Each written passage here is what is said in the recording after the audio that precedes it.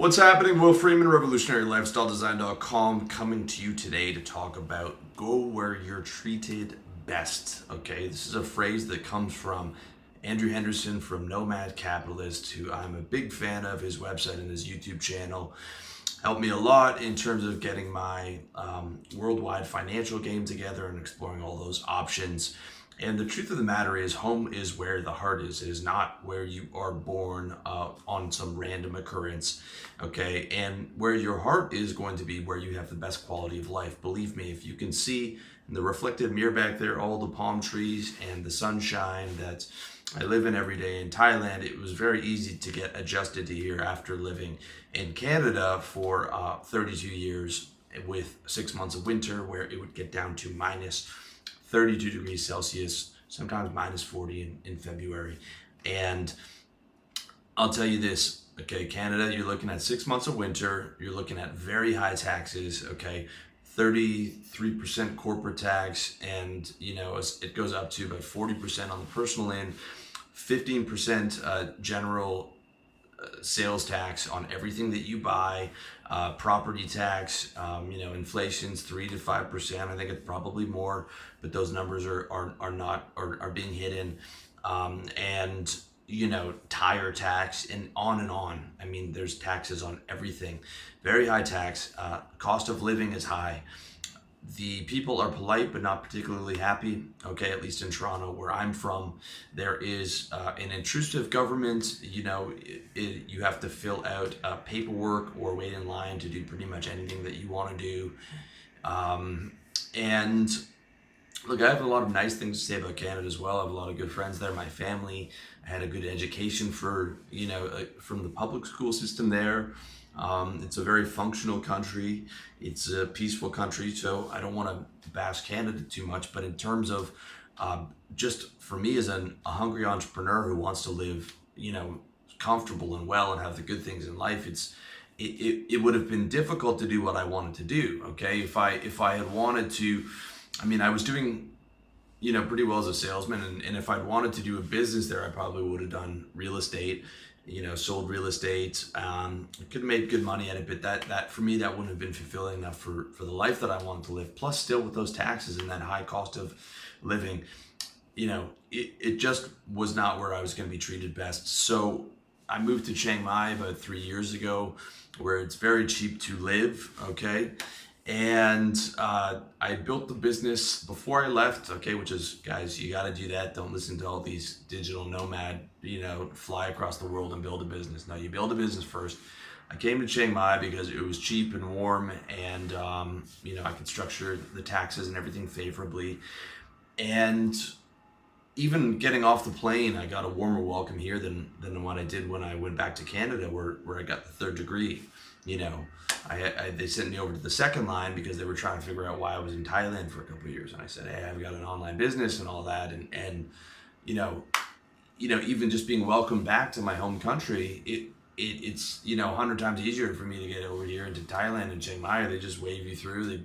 They might pat you down for half a second, but it's totally different. Just starting from there, okay, and then I can get an apartment, a 1-bedroom here in downtown for $300 a month. My food bills, even though I eat health, good food is nothing. Going out for meals is nothing. Super fast internet is nothing. 4G phone is nothing. And it applies to shopping, it applies to the grocery store, it applies to being able to go where you're treated best, going to nice restaurants. Bad things don't happen when you go to nice places. Bad things happen when you live in poor neighborhoods, when you go to dive bars, when you go to nights at the club that are known for thugs being there, or potentially dangerous people, or walking home from a bar when you're drunk in downtown in a major city. That's when bad things happen. When you only go to wealthier, nicer places, you live somewhere that's safe, you live somewhere where you can stretch your dollar a lot farther and be able to live in a nice neighborhood and all that. All those things, really add up in terms of your quality of life, okay? And so if you wanted to come out to Chiang Mai or wherever it was going to be, To me, I came here. I had a few metrics that I wanted to hit before I was going to leave, and I'm probably going to be close to them by the end of the year, especially when I bring on this coaching. And then the next step is looking at Kuala Lumpur right now, looking at a number of different places. But just to give you an outline of what's available in the world, okay, the top 15 safest banks in the world are in Singapore, Hong Kong, Germany, Switzerland, and Korea. Okay, Asia is going to be the financial hub of the world this century. It's going to be the banking hub. It's going to be the highest GDP. Singapore already has the highest per capita millionaires in the world. It's not even like the future, guys. It's already now. Like already, Hong Kong and Singapore are turning away foreigners, especially if you're US, because it's become such a hassle for them, because they have their own. They have wealthy people of their own there. Okay, a lot of people are saying like, oh, China will overtake the US. China already has, okay? Their GDP, I think, was higher in 2016. Okay, this has already happened, all right? The future of the world, for the next America is in Asia, okay? All right? Before it was London, then it was New York. Now it's gonna be Asia, but it's already happened, guys. Okay, it's already happened, and it's hard for me not to see how all the economies out here aren't going to be massive growth plays. Okay, but just the safety of the banks, it takes till 40 to get to the U.S. banks because of how fast and loose they play with derivatives and their reserve ratios and stuff. It takes 44 to get to the UK banks. Okay, so the former quote unquote colonies, right? Hong Kong and Singapore have now become the masters. Okay, and I'm not talking about just pure size. I'm talking about safety, dudes. All right, it's a different ball game, and it's here in the present, not just in the future. Okay, now Singapore might be tough to get into, but Malaysia right now, a lot of people don't know. Kuala Lumpur is a very, very, it's a much more advanced city than a lot of people would think. You grew up and you look at made in Malaysia, but that was like 15, 20 years ago. Okay? It is becoming advanced. You've got a good banking system there. You've got HSBC in Kuala Lumpur will give you 8% on your money, on your savings account, if you have the premier account with a certain amount of funds deposited. So you couldn't get that since the 1950s in America. Okay, those are stock market returns. All right. Now, I'm not saying the Malaysian banks are up there with Singapore and Hong Kong, but 15 years from now, 20 years from now, you could make the growth play for Malaysia now and see that become the next Singapore.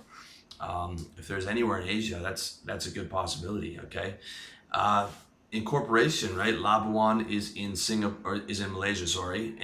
It's their little island, and it's an offshore incorporation center. AirAsia, which is a major airline out here, is incorporated there.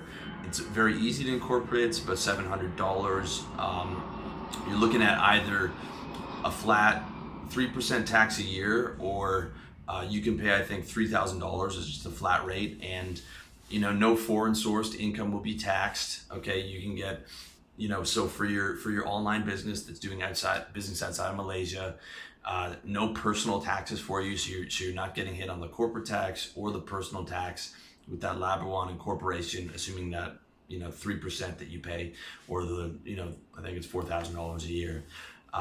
Access to the Malaysian banking system is made easy, as well as you get a 2-year, I believe, 2-year residency visa that is multi-entry and is renewable. Okay, so it is a country that is encouraging you to go there and set up your business, and makes it easy for you to have your foreign sourced income come in, because they want foreigners there. They want you to come there. They want you to pay a small amount of tax and spend your money there. And you can also use that business to invest in Malaysia if you wanted, which is rare in the Asian countries. Although you will be paying tax on that, it is still much less than it would be in Canada. And you can actually own property there, which you can't in some other places in Asia, like Thailand right here. Right now, you can only own a condo here. You can't own land unless you go through some structure. It's much more difficult to incorporate here. You need 4 Thai employees for every Western employee. So, there are options where you are treated really well. Okay. Very difficult to make a living in Canada starting a business when you're looking at 30% corporate tax and another 30% when you're pulling it out for your personal taxes, plus 15% on everything you pay. Okay. It is no wonder that people are flooding out of these high tax Western countries, especially young entrepreneurs like myself, maybe like yourself. That should be a bad warning sign to the governments of Western countries, but they are not seeing it. Okay. They're not going to see it until it's too late, and Asian countries have taken their lunch, and that's just how it's going down. Okay. So, you know, the other option, or the other cool things that you can do is you can, for somewhere like Malaysia, you can buy a residency, right? If you invest a certain amount of property, I think it's $130,000, and you keep like 30 grand in the bank account, you can get some multi-year residency there. The My Second Home program, I believe it's called. Okay. It also gets your money out of perhaps a declining US dollar.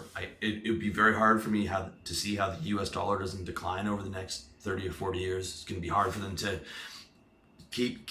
be able to be the world's reserve currency for that long when they're $19 trillion down, and China's doing nothing but rising. Okay, so it allows, having your money in the banks and maybe your property over here allows you to do that currency play. And again, you're taking your US dollars right now, which is strong, and exchanging it for Malaysian or Thai dollars, and you're getting the value of that dollar, but you're also keeping your money in ringgit or in baht, so that it appreciates, most likely will appreciate to the US dollar in the future. All right. So again, and you can also, you can have it here too, more so in Bangkok, in Kuala Lumpur, and in Ho Chi Minh. But I mean, the fastest internet, as fast as anywhere in the world, food delivery for everything, organic food delivery, as nice restaurants as you would see, as nice malls as you would see, as nice lounges as you would see, some very nice ladies. Yes, of course, there are parts that are still developing and there's cracks in the sidewalk, but in the major cities, in the nice areas like Bangkok, the nice areas of Bangkok, nice areas of Kuala Lumpur, nice areas of Ho Chi Minh, it's first world, man. Okay, and for a fraction of the price, plus all that taxes and all those other stuff. So, I mean, I'm just trying to give you an idea of what's out there. Okay, I'm trying to give you that mentality of go where you're treated best. You don't even have to leave the U.S., dude.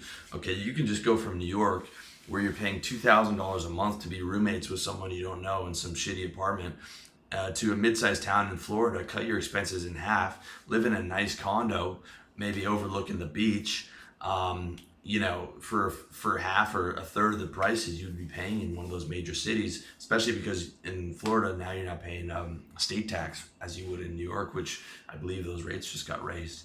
And I think Trump just cut the corporate tax down. So, I mean, from 35 to 12 or 15, I believe. So, I mean, even just staying in America, dude, but just getting over to somewhere where it's cheaper and warmer, and people are more polite, right?